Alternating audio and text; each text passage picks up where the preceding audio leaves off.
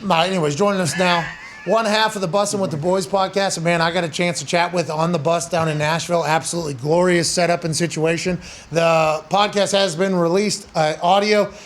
The video version on youtube.com/Bussin' with the Boys, I believe, will be released here in about 55 minutes or so, I think. It was originally scheduled to go out about an hour ago. There was some confusion from the boy, but nevertheless, the always magical. Maybe going into his 10th year in the NFL. Hey. Absolute stud. Will Compton. Yeah! Well, how are you? Hey, can we do it? AJ Hawk, AJ Hawk, AJ Hawk, AJ Hawk, AJ Hawk. Hey man, it's great to have you here, and I'm excited about how much you love that AJ Hawk chant because it brings energy to every single place it's a part of. Yeah. Dude, I'm telling you, I wasn't lying the last time I was on this show. AJ Hawk was somebody I watched when I was a young lad. When I was a rookie, when I was a rookie in Washington and saw him go to the Bengals, I'm sitting there watching tape of my guy, AJ Hawk, just because I was a huge fan, bro. So yes, we get a moment to do an AJ Hawk chant. I'm never going to miss that beat. Well, hey, I appreciate that. Well, I'm a big fan of you and what you're doing, especially on the field and social media. What was your time like with the Raiders, and what's old Coach Bisaccia actually like? I know you've been really pubbing him and online and letting people know this dude's a good guy. Yeah, Coach Bisaccia, man, it's crazy because, ultimately I've only played. Oh no! The weather. What is happening? We were just talking about the weather. Oh no! Boy. You guys talking about Bill Gates? Oh no! What? Hey, what happened? Oh, there he is. We lost you there for a Y'all second. can hear me? Oh yeah. Oh, you sounded good. Come on. No, good. JP, come on now. Keep that Wi-Fi up. It's not his fault. It's not This is our moment. This is our moment. Oh, no, it's freezing. It's not your fault. I was on a Zoom earlier today. It was terrible. We got to call back. We'll call you back. We'll go back into the Zoom. Okay. Whew. Man, what the fuck, dude? It's that 5G thing? It's 5G. I mean, you can hear it, pouring down. Yeah, but how come we got this guy? He's got the worst internet on earth. Well, Might be the Zoom thing. It could be Zoom. Could be the entire platform of Zoom. Yeah, Zoom Could be, does but stink. I am on Zoom right now. What? what are you talking about? Yeah. Every day? That's why you're behind, huh? I don't know. I've been wondering. I didn't want to point it out. I thought maybe it was just FaceTime fuckery, but you have been. Your words have been about 3 seconds behind your face. Yeah, well, I got a new computer, and the new computer wants me to update it to the old thing. So I thought it was I'm not doing that. I will not update it. I'm telling you, if you actually stare at the lips and then you listen to the words, it's behind. You're in a foreign language film with us right now, dude. Hey, I'm sorry. You want me to drop off? I can drop off if you need me. Well, you want to quit? What's Wow, this guy now he doing? wants to quit. I'm not quitting. I'm quit? saying if you can't focus, if you can't deal with me, you claim I have a 3-second delay, then I'll have to get out of here. Can you go 1 to 10, please, so we can get a test on the sound? Now I can't hear Can you. you give us a count to 10, please? I mean, you guys just try. Like, that's the thing. I won't be bullied by you, but you let you bully other people, callers, guests. You'll bully them. All this is just what you do. I get it. It's not matched up. I know. Yeah, Now it's I have facial no reactions are idea. behind I don't know it, if that was too. just a test call you were trying to do there. Those fictitious statements you were making right there, but it is not matched up. Hopefully, our guest who is back. Okay. And it's not his fault. It might be Zoom's fault. Yeah. Obviously, the production down there is incredible. We had this similar mistake earlier when I was on with Dan Dockich live via Zoom. So this is not anybody in the boys in the back. Ladies and gentlemen, Will Compton. Yeah. What's up, dude? Hey, what's up, boys? Should we do it again? AJ Hawk! AJ Hawk! AJ Hawk! AJ. That might have got it. Maybe too much electricity through the Zoom call. Thank you for dodge, duck, dip, diving, and dodging through the technology with us. You were talking about Richie Bisaccia, and I'm intrigued to hear this answer because I think you were saying you're only there for a little bit. But from what everybody says, he was like the consummate leader and like the perfect guy to take over that position in Las Vegas. You think you ever see him getting a head coach gig again or no? I do. I know he's down interviewing with Jacksonville at the moment. And dude, the fact that he took over this team with everything that happened this year throughout the Raiders organization was... It got worse. coming out. No. D-Buck got canceled earlier. Yeah, man. D-Buck What the hell's got going on glitched. here? Is it our show? I don't think so. Hey, Tone's FaceTime me. FaceTime me. Should we do a show in the FaceTime. We'll metaverse? FaceTime you. We'll FaceTime you. We'll FaceTime you. Metaverse. Metaverse is actually. Are they forcing us to switch over? Did someone say? Do you need Will's number back there? Yeah, I'll send Just say it. over. Just say it on the. All right. I did that before early in my broadcasting career. That was a problem. That wasn't good. Hey, give him a call. 317. Just to make sure. Hey, is that like a warehouse they have down there? Yeah. I think so. That'd be the best way to describe warehouse, it. for sure. It's a massive space. It's Yeah, very, it very looks nice. like it. I loved it. They have like an unplugged segment set up too, where like local performers come and perform. The bus, there's there's offices in the back. It's very, very nice. Ladies and gentlemen, joining us now, one half of the Bussin' with the Boys podcast, an absolute electric factory on the microphone and on the football field. Could be going into his 10th year in the NFL, live from the bus. Ladies and gentlemen, Will Compton! Yeah! AJ Hawk.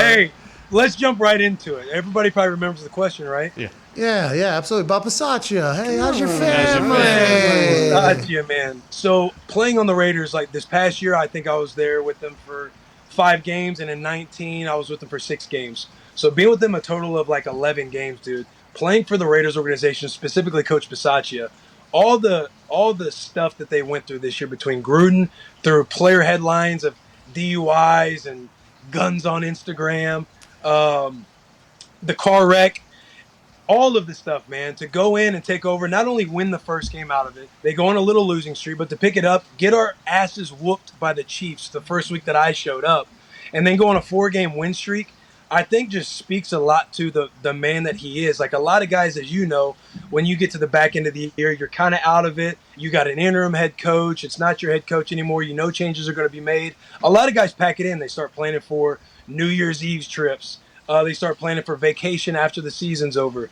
And guys were just dialed in and rallied around Bisaccia. We were going into that Chargers game, and not only did the boys want to win for obviously ourselves, each other, the boys, but also guys wanted to win for Coach Bisaccia because they wanted to give him a real opportunity at the head coaching job the next year. And that's real shit, dude. Like, Why's that happen, Will? What you've been around a couple different franchises now. Obviously, Tennessee, Washington, Las Vegas. You've been around. Why do you think some places just have success and some don't late, you think? You know, Alec Engel came on the pod and said it recently. He does a really good job not only coaching the player, but he coaches coaching the player, but he coaches the human. Oh, okay. He dives into who you are, so he'll rip your ass, bro. And I'm telling you, AJ, as a special teams guy, like he's not the dude you want to be on his bad side in a special teams meeting. He'll look at something, hey, comp, you like your punch set here? Like, put that on your fucking radio show. And he'll laugh like. Well, he'll bust balls. Like, he keeps it real with you. If you're bad on kickoff return, kickoff, lane distribution, any of it, he's coaching you hard as hell, man. But the moment you're outside of the meeting, you're in the cafeteria, you're walking in the locker rooms, he's hitting you on your chest because he'll tell you he wants to feel your heartbeat. He wants to know you as a human being. He asks you about your family. And when not to bring the mood down at all, but when my mother passed in December recently, and we were in Cleveland. It was the night before the Cleveland game. We were in the hotel room out in Cleveland. My mom had passed. I'd hit up Bisaccia immediately. What room number are you in? He comes to my room, and the man just holds me. And he's like one of those dudes who doesn't care about anything. You come first as a human being. And I think that's what speaks to why people see him so highly and hold him in such high regard, because he's a true ass dude who keeps it real with you. Rest in peace, your mom, by the way, man. Absolute. Yeah, that's very difficult. The mental toughness going through that entire thing while also playing football. And I'm happy to hear that Bisaccia was a guy that came through for you in that moment. You'll remember it forever. But rest in peace to your badass mom, man, just before we go on any further. Go ahead, AJ. Well, that's awesome to hear about what Bisaccia instantly wanting to come to your room. I think there's a lot of coaches that wouldn't be their first thought. They would still be worried about the game coming the next day. So I think that story alone tells like all we need to hear about Bisaccia. But compare that to Rabes. I know Rabes cares about the person. He's not scared to get on you, no question about it. He in Tennessee, and also how their season ended. Like, what was it like playing for Rabes? You have such a good relationship with him too, it seems like. And is he similar to Bisaccia at all? They have similarities. They also have differences. I feel like Bisaccia is more of like, since he's a special teams guy, special teams coordinator for the majority of his career, he's somebody who gets to know all those bottom half of the roster guys. Not that Vrabel doesn't. Vrabel sat in every seat in that team meeting room. But as the head coach and the trajectory of Vrabel over his course of coaching has just been different than Bisaccia. So Bisaccia is more of like that personable guy who is really speaking to those backups, who are speaking to those special teams guys at all times. Again, not that Vrabel doesn't do that or have that capacity in them. They're just different. They've had a different journey. Yes. Vrabel, at the same time, in the same breath, Vrabel was somebody who was checking on me every day about my mom's situation. Taylor was out for that game on Thursday night. He allowed Taylor to fly in and go to the funeral. They're sending flowers in Tennessee. Like, Vrabel is the same type of dude. And Pat will tell you, we were in a group chat with him last night. Yeah. Vrabel, obviously, he's a huge fan of my social media as well and busting with the boys. But he wanted to joke, and we're busting balls in the group chat. But me, Pat, and Vrabel were in a group chat last night, and it's like, Vrabel's like a dude's dude, man. And he's also somebody you don't want to get your balls busted by because he's one of those alpha dogs that always needs the last word. Yeah, and by the way, that group text was awesome. I'm laying in my bed, and all of a sudden I look over at my phone, and it's Vrabel and Will Compton in a group text. And I'm like, all right, let me fucking see what this is all about. And it's Vrabel's sawing down. I mean, it was amazing. And I told him, I was like, this is ridiculous, because Will pointed out the fact, like, man, shout out football. We're on a group text right now. Never could have expected this. That is very real. And then Vrabel, as soon as that happened, started shooting him down. And he said he's in podcast mode 24/7 is what Vrabel said. Vrabel said he's podcast mode 24/7. And I agree I mentioned in there that should be accounted for when Coach of the Year voting happens. I agree. Who is the guy that you would most want to potentially have right next to you in a fight? That's what it feels like in Tennessee. And forgive me if I'm wrong, but that locker room, like Vrabel's, whenever he said, I'll see you Wednesday or whatever, break it up. And then I think Taylor pushes him and somebody else pushes him. And like, no, you fucking break it up, like literally pushing him. I don't know if there's any other Vrabels around. I think he's an anomaly. And I think it's only a matter of time before he, gets a chance to maybe hoist a Lombardi at that role. Yes, bro. I mean, he's an Ohio guy. You know your Ohio guys when you see him. He's somebody that wants to fight. It's somebody like shadow fights or anything. Like, he wants to go get in the middle of those guys and be like, oh, I'll beat both your asses. And it's like, okay, Brave, no one's gonna swing at the head coach. Nobody's gonna go this job and try and take you out right now. But he loves, the team's not gonna fight during practice, but in the same breath, he's the one that wants to go fight the guys for fighting. But he's all time, dude. Classic Ohio guy, gritty. Definitely want him on your side if you're in the back alley. That I can 100% with absolute certainty say that I would want that man at my side. He said, while he was burying Will last night, he was mocking like, oh, go call Daddy, go call Taylor. I mean, it was unbelievable. This thing was like 8 minutes long. And I was just sitting in there like, this is awesome. And Vrabel's, by the way, everything that you would hope and want in a head coach that I thought from outside, I learned in that group text. Let's talk about your Bustin' with the Boys podcast. Thank you for having me on. I very much appreciate it. It is live right now to be downloaded. The video's coming out, I think, about 41 minutes or so. I'm not 100% sure on the accuracy of the time. Oh, no. Vrabel. Oh, no, that's Vrabel right there. Hey, shut the fuck up if that was Vrabel's, that would be awesome. The video's coming out soon. I don't do that often. I don't get a chance to have those types of conversations. It's because I have so much respect and appreciation for you that I, got a chance to really get in there. I appreciate you for having me, man, honestly.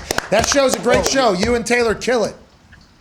Oh, bro. You to come on and us to squeeze the time in while you're about to do SmackDown. Number one, I'd love to have all the boys at the Nashville one day. AJ, I'd love for you to be on the bus. I'd love to smoke a stogie on the bus, talk your journey, talk all the good stuff, have a lot of fun with you guys. But yeah, Pat, I mean, I said it on the podcast, man. You've been your whole team, like the way you guys run everything has been such an instrumental influence on the way we do stuff, bussin'. Not only with bussin', but me personally, like when I'm starting and trying to get bussin' off the ground, and I'm looking for ways to kind of be obsessed with busing. Okay, how do I do this? How do I do that? When you signed with DAZN, I hope I'm not butchering that, but the DAZN. Dahn. I mean, it was tough to say the name. And the way you're doing clips and working social media and everything else, it's just been such an influence on what we've done over here at the bus. And to have you on, you're somebody who I'm sure there's probably like Aaron Rodgers, 75,000 people watching right now. But you're somebody you're somebody who is entertaining the masses on a daily basis for several hours at a time. You're talking about everybody else's headlines. You're talking about all the hot topics. You have somebody like Aaron Rodgers come on weekly. You're in the headlines now with your show. And so for you to come on and be able to talk to you and talk about your journey, and you get to talk a little bit about how this all came together and remind people how this has been such an an insane journey. I think it's been awesome, man. It's I'd love to have you on again, obviously. Well, you're the best, dude. And obviously AJ needs to get on there because I couldn't even fathom how he would. You should see him on some of these network shows. Yeah. AJ goes on some of these network shows. It's absurd. It is. It's a whole different AJ Hawk. Breaking news. Oh, man, I'll tell you what. They're going to play good sound football, but on that bus. It had such a good... AJ, you coming to smoke a cigar on the bus? You going to have a stogie with the boys? Here we go. Yeah, you allowed to smoke on that bus?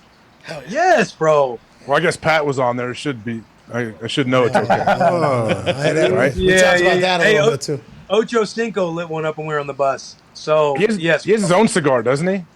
He does. I know Ray Lewis does as well. Yeah, hey, man, I look forward to it. I'd love to come down. I think it's awesome what you guys are doing. You and Taylor are an awesome little mix of both of you. Your personalities, I think, match up very well. I concur completely. You guys fucking kill it. I'm a big fan. I was very lucky to be in there. I know the boys have some questions. If that's cool, Will. I don't know how long this connection's going to go. It's not your fault. It's this... Are you guys getting a bunch of shit today? We're getting like ice and like 12 inches allegedly today. Is that happening in Nashville? I'm surprised you haven't heard it, but it's raining hard as hell outside of this ship right now. Yeah, us too. We got the same type of situation. I actually looked up at your roof and I was like, oh, that's our roof as well.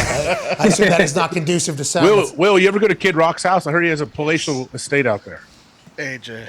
I haven't made it out to Kid Rock's house, dude. I met him one time. I called him Bobby, and I said, I think I quoted Joe Dirt, and he kind of just looked at me like, oh, one of these guys.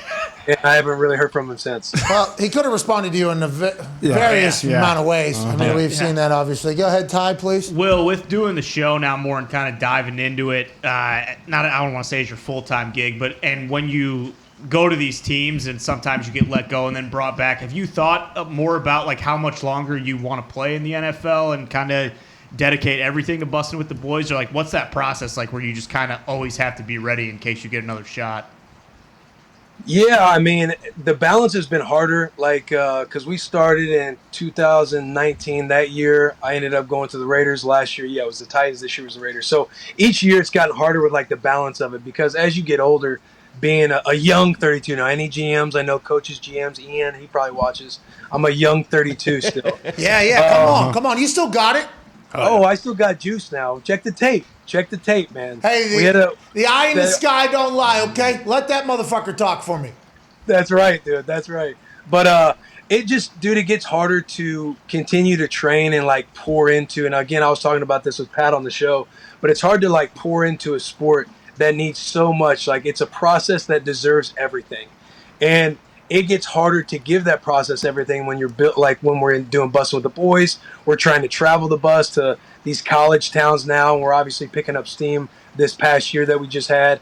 And I'm getting really, like, into it, man. I'm getting really obsessed with doing it, getting into our personalities, building the bus, getting guests on. And to do that, that takes a lot of time as well.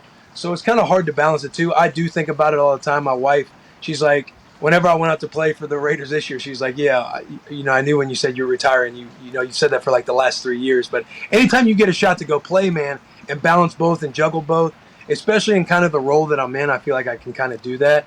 And I feel like it kind of just helps the brand at the end of the day. So speaking on year 10, there could always be a year 10. You never know. Tom retiring has been thinking a lot. Hey, I called him earlier. He was training. Full sweat. Getting ready. Nice number. Before this season even ends, the boy's already getting after it. I mean, he's ready to go cover some kicks, make some plays. And that punt set, straight back on a line. I saw it when I was down there. That post hand too, dude. Go ahead, Dick. Excuse me, Mr. Boy.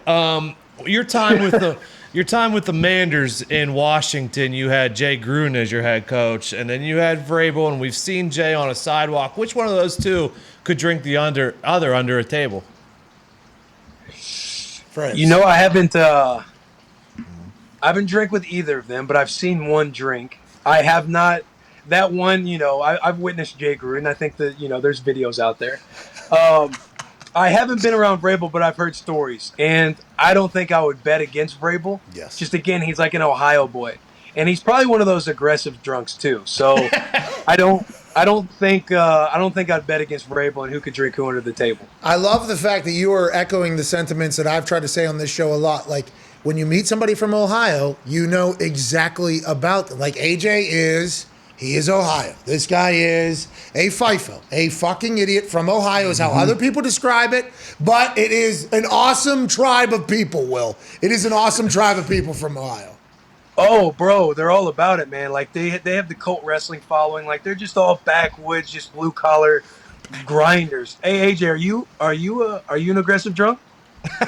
I am not actually, but I can Bullshit. say Braves. Yeah, I wouldn't bet against Braves in anything, but I don't think I'm aggressive drunk. Hey, like that. AJ told me this story about Vrabes, and I don't know if this was at the exact time AJ was there. I don't know how much older Vrabes is or whatever. There's this story about, college conditioning's a fucking nightmare. Everybody knows college conditioning is a nightmare. I guess Vrabes would show up literally with smoking cigs and dips in his mouth, just got done, and then he would win the sprints and talk shit to everybody the entire time. 20 gassers. He'd show up at the 6 a.m. run group and win all 20 gassers against all of us current players. And he was, by the way, he was not 100% sober, we don't think, from the night before, is how I was told the story. And he's beating the players. He's a coach at this time. He's a savage. And he was a player. He was in the league at the time. He's an absolute savage. Like, he will not lose. Yeah. Jesus.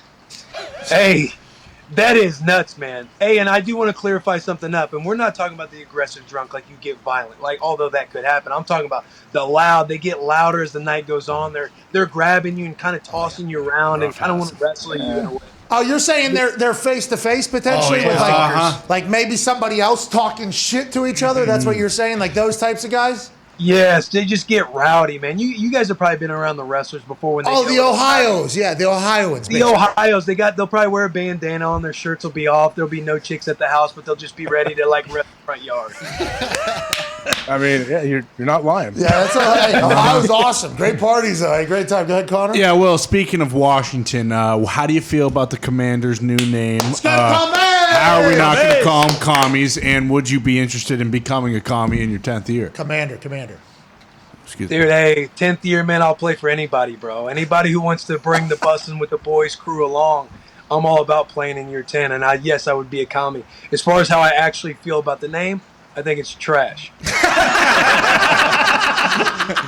Dude, like, you had the Wolves were out there at one point, Red Wolves. Like, you had all these cool names, and they go from the Washington football team to where the Commanders. It's just, and then the jerseys, bro. It looks like any given Sunday out there. Like, they look like Arizona State, like the Sun Devils. Oh, that's not good to be described as by former players or just people that are in the football punditry world. But I think you are not alone in that description. And they were also the name. There was an AAFL team that was the name of the Commanders. Yeah. So obviously, So now everybody. Their hashtag was also Take Command. Yeah. Hey, I'm sure this will already be clipped up, and I'll be burning at the stake whenever this gets out there in front of DC. But it's not a shot at the great fans of Washington. Dude. No, they feel the same way you do. Amazing people. A lot of great people out there, man. I love playing for them my 5 years. They were my first NFL team. They gave me my first shot, so I would love to be a commie. It's just my objective feeling about, or my subjective feeling about the Commanders. Listen, the Washington Commander fan base probably likes you more after what you said there, as opposed to, for me, I put a tweet out saying it's a good name, and then I buried it a little bit, and I said it's a good name. People were even attacking me for even saying it's a good name. I think there's a lot of anger, but if they win, nothing else will matter. That's the NFL that people don't understand. If you win or if you're good, nothing else matters, Will. I agree. Winning solves everything, dude. Winning solves absolutely everything. I mean, all the stuff that we had going on with the Raiders are a perfect example. All the stuff that people were upset about, when we're winning and about to be in the playoffs, that stuff kind of goes away. The Titans, before I even went out to before I even went out to Vegas, I'm talking with Taylor earlier in the year when they lost to the Jets. They had a bad loss to the Cardinals and everything else. It looked like, every year when you lose, dude, it feels like you're 0-17 until you win. And then those boys go 12-5, and it's like everybody forgot about the Chandler Jones and the Arizona Cardinal game and losing to the Jets and everything else. Winning solved absolutely everything. Why'd you bring that up? Why'd you bring the Chandler? We did forget about that. That was kind of a little bit of a, because I immediately thought of Taylor just being like, I don't know what the fuck happened. That was a complete thought out of my mind there. Wow, that's Hey, I can only tell my experiences, man, and those are my recent 2021 experiences. Hey, listen, you speak from your heart, your mind, your experiences. That's why Bussin' with the Boys is so good. That's why I'm so thankful I got a chance to join you on there. The video will drop in 30 minutes on YouTube. The audio version's already out. Can't wait to see you again. Hopefully you get to Indy, we get down to Nashville. You're the best, man.